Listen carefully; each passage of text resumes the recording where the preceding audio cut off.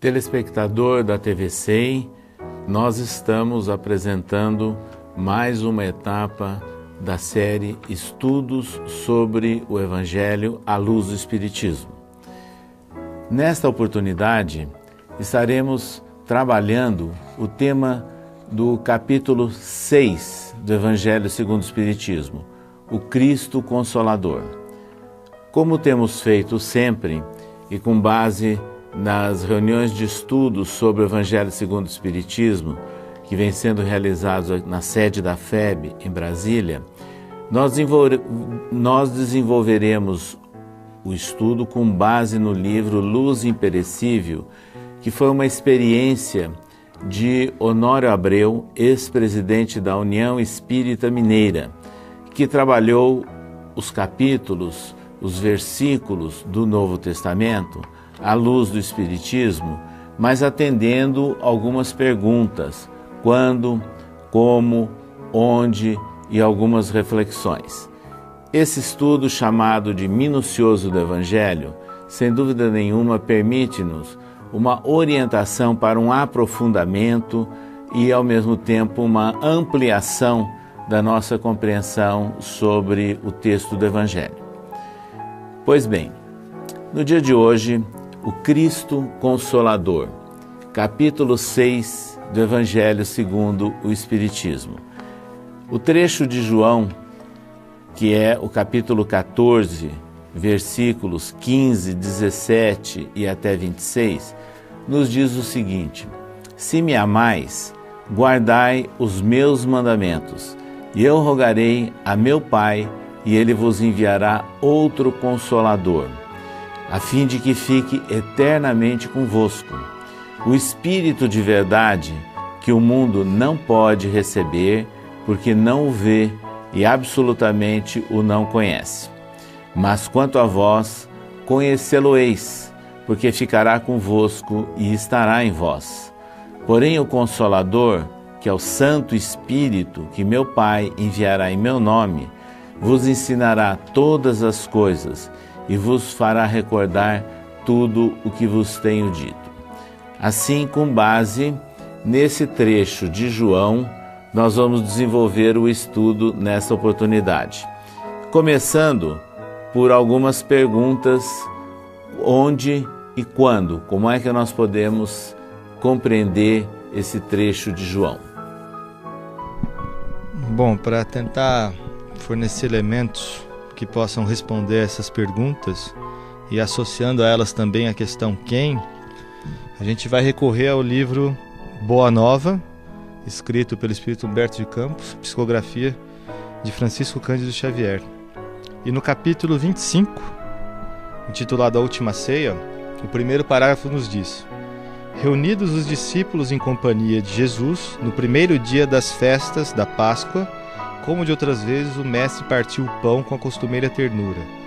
Seu olhar, contudo, embora sem trair a serenidade de todos os momentos, apresentava misterioso fulgor, como se sua alma naquele instante vibrasse ainda mais com os altos planos do invisível.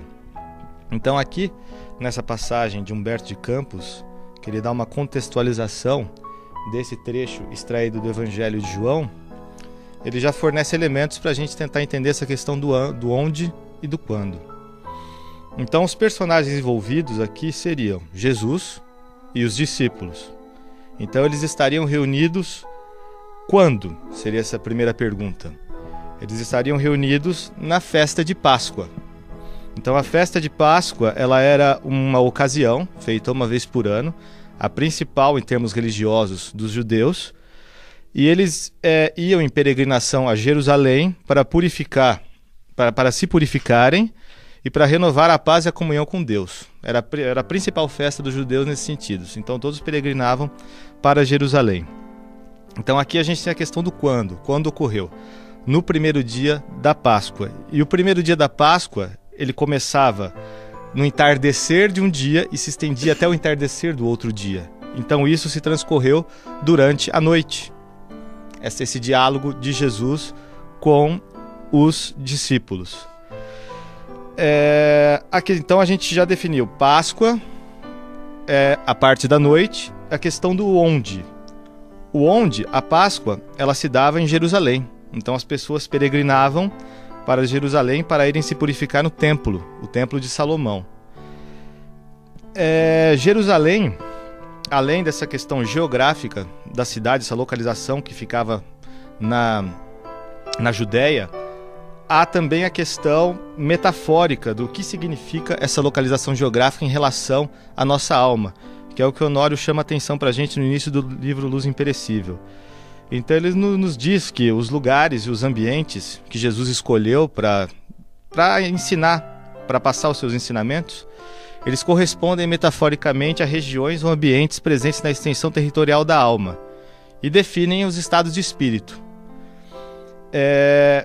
Então, essa Jerusalém, o que o Honório nos explica, é que tem relação com os padrões superiores da vida, as questões espirituais. Então Jesus escolheu Jerusalém para nos tocar nesses pontos, em relação aos padrões superiores da vida, em relação às coisas do espírito. Então seria resumidamente essa questão do onde e do quando. E se a gente prestar atenção, a maioria dos verbos usados empregados na passagem de João, eles estão no futuro. Então são as predições de Jesus. Então ele está, no caso, dando um roteiro, dando uma orientação para nós nos orientarmos no futuro, na nossa conduta, nas nossas ações. Então, resumidamente, seria isso. Bom, nós temos como um fato muito importante em nossos estudos a busca pela fundamentação na codificação. Então nós vamos verificar agora o Livro dos Espíritos, que é a obra inaugural, né, do Espiritismo. O que a gente poderia contar, né, com o apoio dessa obra? Bom, em apoio, né, no Livro dos Espíritos, no capítulo 1 da parte 3ª, que aborda a questão das leis morais, na questão 615, é perguntado à equipe do Espírito de Verdade o seguinte: é eterna a lei de Deus? E a equipe responde: eterna e imutável como o próprio Deus. Nos trazendo então material para profundas reflexões. Na sequência, desenvolvendo o tema, é perguntado à equipe do Espírito de Verdade na questão 625: qual o tipo mais perfeito que Deus tem oferecido ao homem para lhe servir de guia e modelo?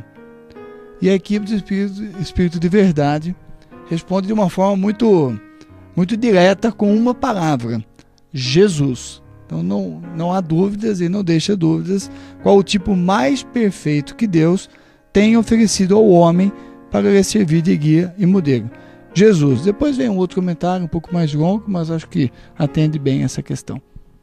E o Evangelho segundo o Espiritismo? Nós temos aí, parece que em duas partes, bem no início, no capítulo da introdução, e também em outros capítulos, né? Então vamos começar com a introdução.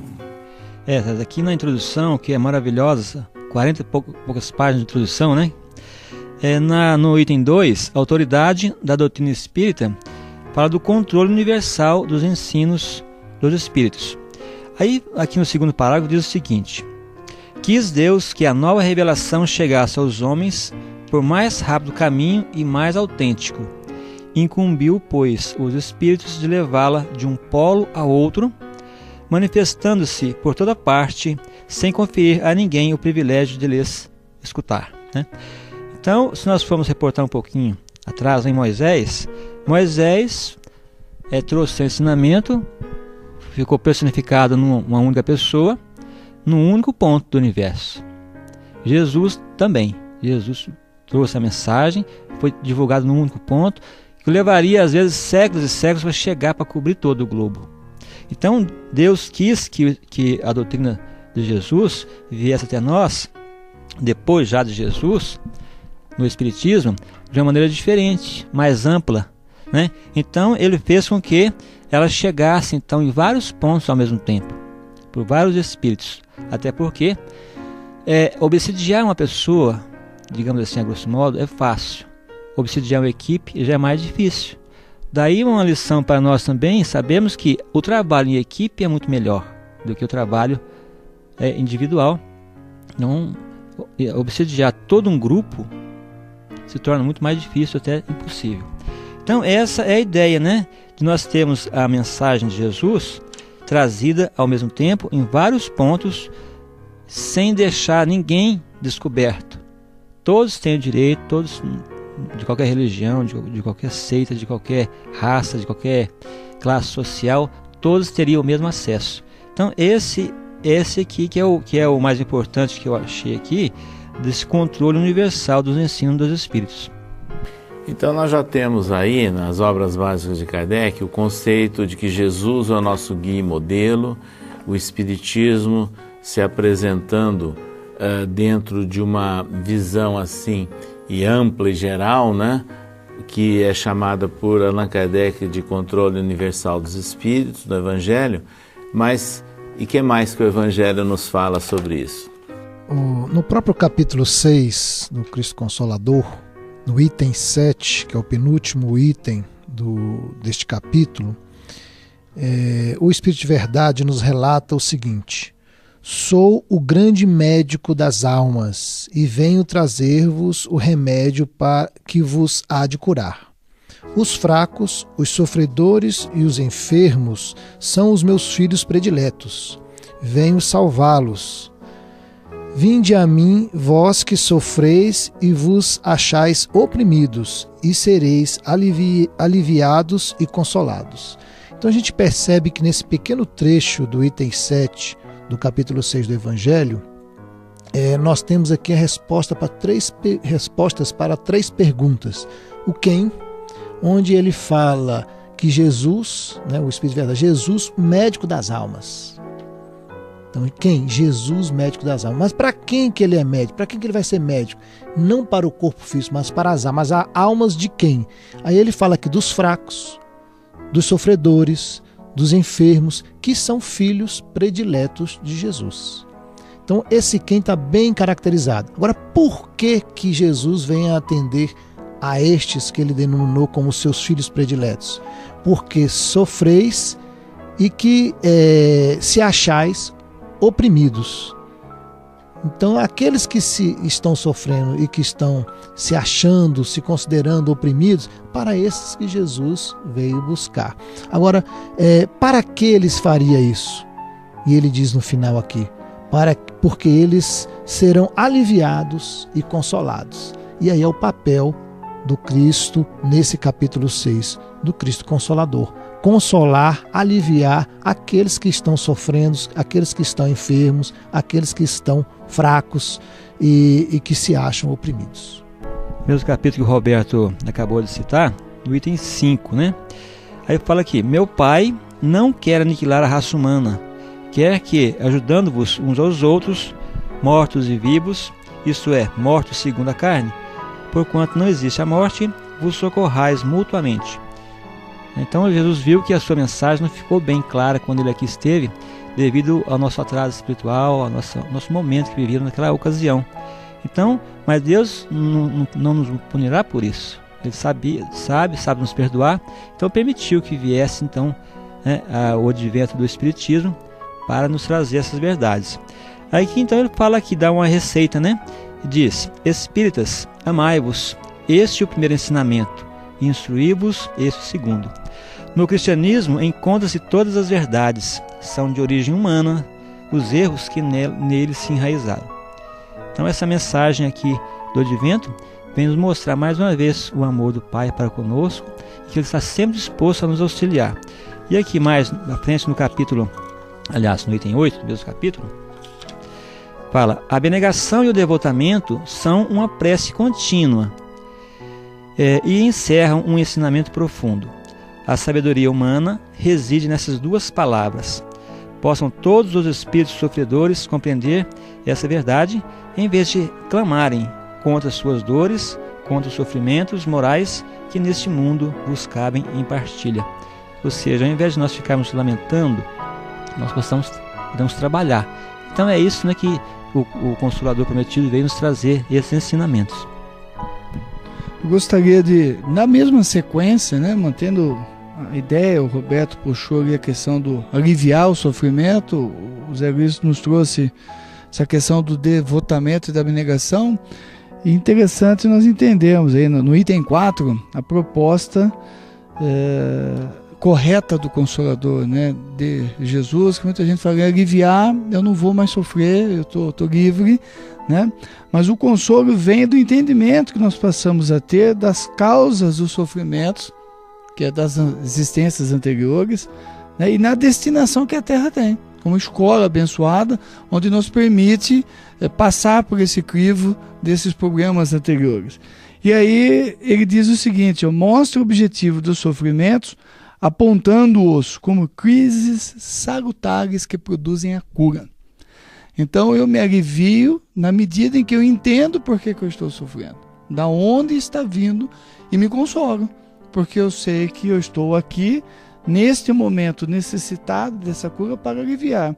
A Joana de Anjos, no livro Jesus, o Evangelho, à luz da psicologia profunda, traz o comentário sobre Jesus, né, sobre essa questão do jugo leve, de se aliviar.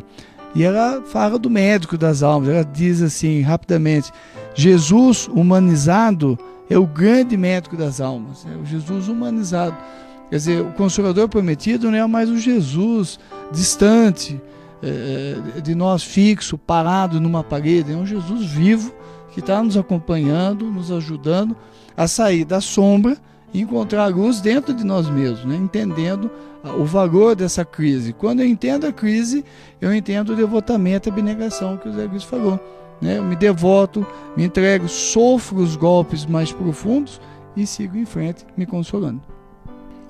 Vale destacar que quando Jesus nos diz amai-vos, crescei-vos, instruí-vos, esse instruir, esse comando, significa exatamente esses conhecimentos, não é só instruí-vos, já leu a codificação? Já li todinha, não é isso.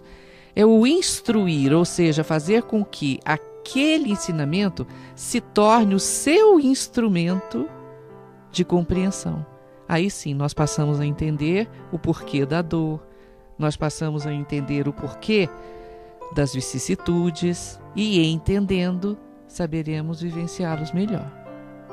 Normalmente nós escutamos aí algumas frases, né, sobre o Cristo e a trajetória que nós temos que seguir. Eu perguntaria, Aida, por exemplo, alguma mensagem, algum comentário que fale mais alguma coisa sobre o Cristo? Tem uma passagem interessante no Vinha de Luz, que Emmanuel nos traz, dizendo o seguinte: todo aquele que descobre a luz bendita, absorve-lhe os raios celestes e com isso se transforma. Importante lembrar que cabe ainda o instruí-vos, ou seja, temos à nossa disposição toda uma gama de onde procurar esses ensinamentos e de como introjetá-los. E ele fala também que para essa casta carente que Jesus pregava, a vida humana é um processo de gozar o possível no corpo da carne, reservando-se a luz da fé para as ocasiões de sofrimento irremediável. Acho que nos ajuda na compreensão. É muito oportuno, na atualidade, fazermos algumas reflexões. O que significa a promessa do Cristo Consolador, a sua relação com o Espiritismo e as muitas informações que surgem de toda parte sobre os processos de transformação da Terra. Então, eu perguntaria a vocês qual seria o papel do Espiritismo, qual o papel dos espíritas neste momento. Será que o nosso papel é anunciar catástrofes? Será que o nosso papel é citar encarnados e desencarnados com o objetivo de falar de transformações físicas do nosso globo? Ou qual seria o efetivo papel dos espíritas e do espiritismo neste momento?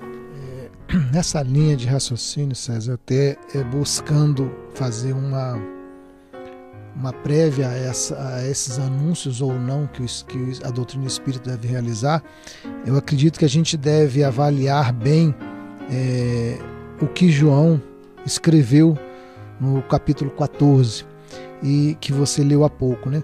Mas ele coloca aqui duas condições para que a gente entenda a questão do Consolador. Ele fala assim: se me amais, então é uma condição que é um pré-requisito para que a gente possa ter acesso, entender, buscar conhecer e aceitar o Consolador. Aí diz aqui: guardai os meus mandamentos. Então, primeiro a gente tem que aprender a reconhecê-lo como guia e modelo, como o Marco disse agora há pouco, da questão 625 do Livro dos Espíritos. Então, ele tem que entendê-lo como guia e modelo, e aí passar a admirá-lo, a amá-lo, a reconhecê-lo como aquele que é realmente o nosso norte. E depois, guardar os seus ensinamentos. E aí é uma questão que está relacionada à maturidade espiritual, que uma coisa é reconhecer Jesus como nosso guia e modelo, como nosso norte, nosso roteiro. Outra coisa é assimilar, refletir e vivenciar os seus mandamentos. Então, quando a gente conseguir identificar essas duas condições e passar por elas ou vivenciá-las, nós então vamos... Aí ele diz: e eu rogarei ao meu Pai e ele vos enviará outro Consolador. Quer dizer, a partir do momento que nós estivermos maduros e entendendo e aceitando Jesus, aí nós vamos poder compreender algo mais, que não é só não está só ligado à pessoa de Jesus, né? Daquela figura que passou aqui entre nós, mas nós vamos estar ligados a uma filosofia, a uma ciência, a uma religião, a um grupo, uma quantidade de informações, né, que é a doutrina espírita, que vem aqui nos aliviar, nos consolar como um todo. Então é importante a gente perceber que é importante esses dois passos, de reconhecê-lo e de estar maduro para entender o que o plano espiritual vem nos informar, e essa visão dos dois planos, para que a gente aceite esse Consolador. E aí, percebendo nisso, e não ficar imaginando que as leis naturais e as leis físicas vão fazer com que o mundo mude do dia para a noite, deixando de dar um encadeamento divino na sequência do progresso da humanidade, no progresso do própria evolução terrestre, que isso seria impossível imaginar que Deus pudesse acabar com tudo que foi construído durante tempos e tempos, para que a humanidade pudesse usufruir e entender Jesus e entender a doutrina espírita nesse progresso, nessa maturidade. Bem rapidinho, né? Até porque no item 4, como nós temos como norte o Espiritismo, como já citou o Roberto Jesus, o espírita nessa fase tem as condições de se apresentar como aquele que está aprendendo a conhecer as coisas, né? Está aprendendo a saber de onde vem, para onde vai, que é o que está no item 4 aqui, né? O Espiritismo realiza o que Jesus disse do Consolador prometido: conhecimento das coisas, fazendo como sabe de onde vem, para onde vai, porque está na Terra. Então, neste momento, vamos dizer, mais áspero, mais grave, talvez, que está em curso na lei de progresso, com naturalidade nós vamos continuar vivendo, continuar lutando, continuar entendendo, e a marca talvez dessa grande mudança é a nossa transformação, né? Como ele diz, o final, ele fecha o item, nos atraindo para os verdadeiros princípios da lei de Deus e consolando pela fé e esperança. Quer dizer, eu vou renovando minha fé e esperança num desígnio maior, que vai nos conduzindo adiante com muita tranquilidade, com muita sabedoria, dentro das injunções naturais da lei de progresso, como o Roberto diz. Deixa eu só acrescentar. Veja como a gente vai expandindo o raciocínio.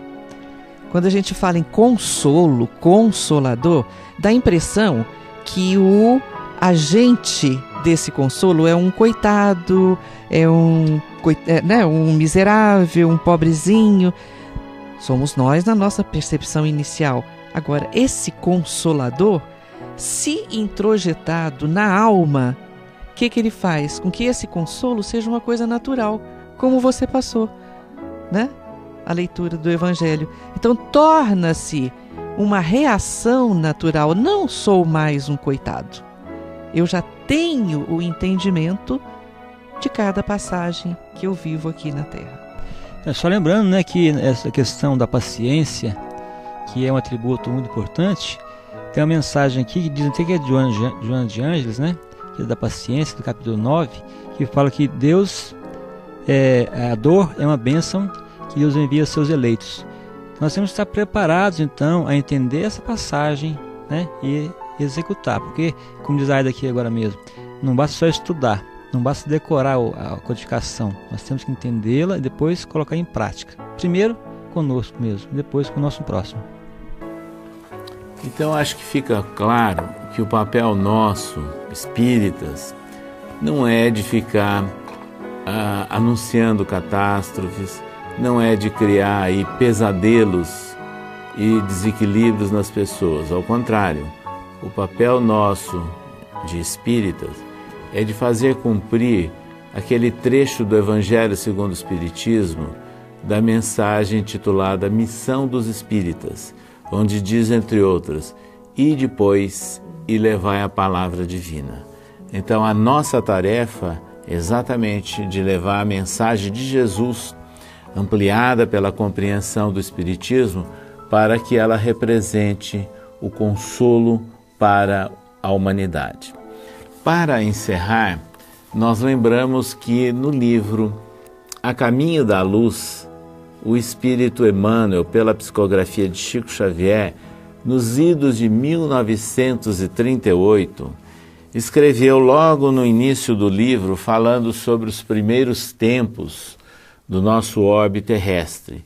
Mas no final, no capítulo 25, quando ele fala sobre o Evangelho e o futuro, Emmanuel já falava que, na realidade, os ditadores, os exércitos, as hegemonias econômicas, as massas versáteis e inconscientes, guerras inglórias, organizações seculares, passarão com a vertigem de um pesadelo. É este momento que nós estamos começando a viver.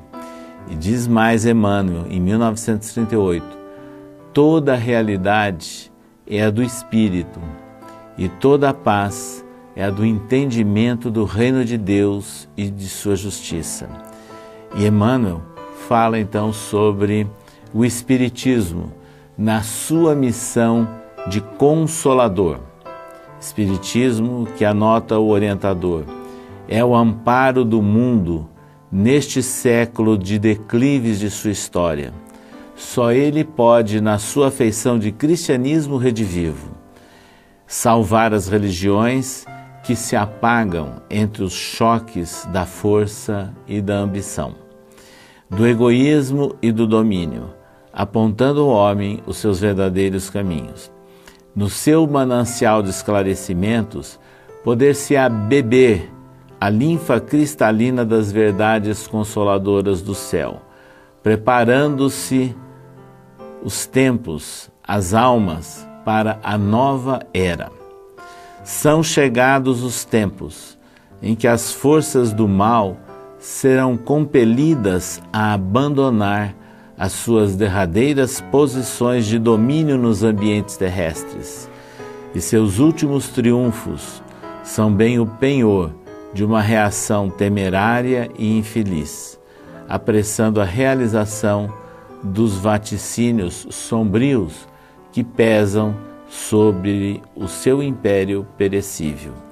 Nessa condição, diz Emmanuel, vivemos na realidade na Terra um crepúsculo e compete a todos nós colaborarmos com o trabalho de difusão da mensagem de Jesus e o Espiritismo se concretize como o Consolador prometido pelo Mestre.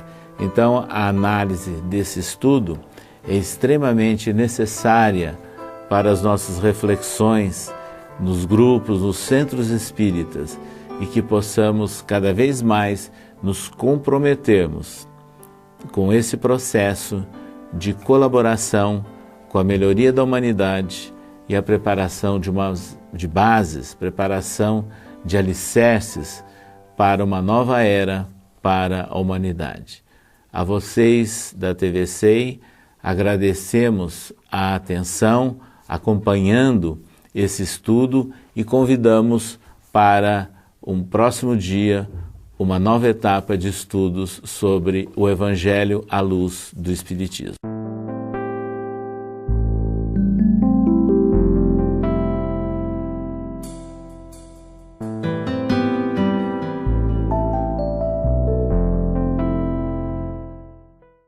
Misterioso fulgor, como se sua alma naquele instante vibrasse ainda mais com os altos planos do invisível. Então aqui, nessa passagem de Humberto de Campos, que ele dá uma contextualização desse trecho extraído do Evangelho de João, ele já fornece elementos para a gente tentar entender essa questão do onde e do quando. Então os personagens envolvidos aqui seriam Jesus e os discípulos. Então eles estariam reunidos quando? Seria essa a primeira pergunta. Eles estariam reunidos na festa de Páscoa. Então a festa de Páscoa, ela era uma ocasião feita uma vez por ano, a principal em termos religiosos dos judeus, e eles iam em peregrinação a Jerusalém para para se purificarem e para renovar a paz e a comunhão com Deus. Era a principal festa dos judeus nesse sentido. Então todos peregrinavam para Jerusalém. Então aqui a gente tem a questão do quando ocorreu. No primeiro dia da Páscoa. E o primeiro dia da Páscoa, ele começava no entardecer de um dia e se estendia até o entardecer do outro dia. Então isso se transcorreu durante a noite. Esse diálogo de Jesus com os discípulos. Aqui, então a gente já definiu Páscoa, a parte da noite, a questão do onde. O onde, a Páscoa, ela se dava em Jerusalém. Então as pessoas peregrinavam para Jerusalém para irem se purificar no templo, o templo de Salomão. Jerusalém, além dessa questão geográfica da cidade, essa localização que ficava na Judéia, há também a questão metafórica do que significa essa localização geográfica em relação à nossa alma, que é o que Honório chama a atenção para a gente no início do livro Luz Imperecível. Então ele nos diz que os lugares e os ambientes que Jesus escolheu para ensinar, para passar os seus ensinamentos, eles correspondem metaforicamente a regiões ou ambientes presentes na extensão territorial da alma e definem os estados de espírito.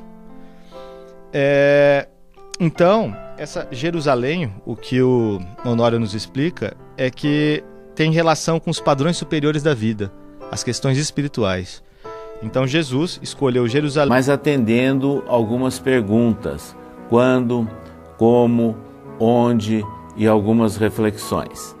Esse estudo chamado de minucioso do Evangelho, sem dúvida nenhuma, permite-nos uma orientação para um aprofundamento e, ao mesmo tempo, uma ampliação da nossa compreensão sobre o texto do Evangelho. Pois bem, no dia de hoje, o Cristo Consolador, capítulo 6 do Evangelho segundo o Espiritismo. O trecho de João, que é o capítulo 14, versículos 15, 17 e até 26, nos diz o seguinte: se me amais, guardai os meus mandamentos, e eu rogarei a meu Pai, e ele vos enviará outro Consolador, a fim de que fique eternamente convosco, o Espírito de verdade, que o mundo não pode receber, porque não o vê e absolutamente o não conhece. Mas quanto a vós, conhecê-lo-eis, porque ficará convosco e estará.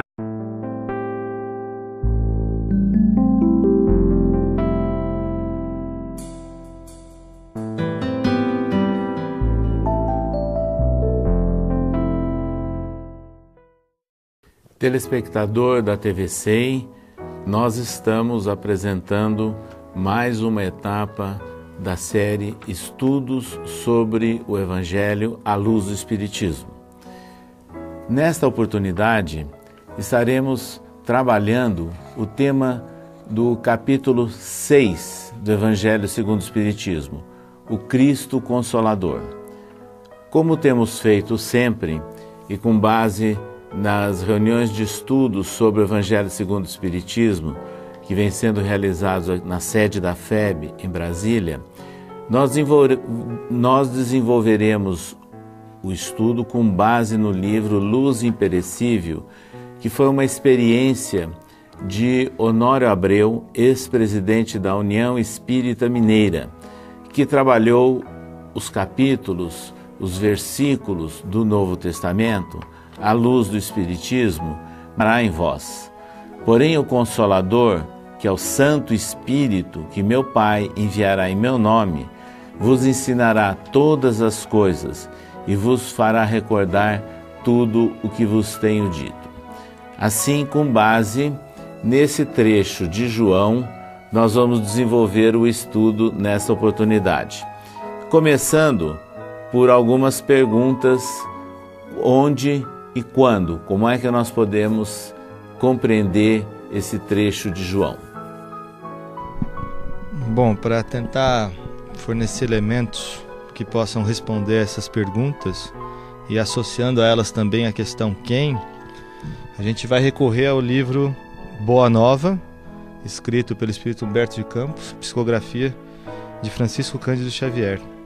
E no capítulo 25, intitulado A Última Ceia, o primeiro parágrafo nos diz: reunidos os discípulos em companhia de Jesus, no primeiro dia das festas da Páscoa, como de outras vezes, o mestre partiu o pão com a costumeira ternura. Seu olhar, contudo, embora sem trair a serenidade de todos os momentos, apresentava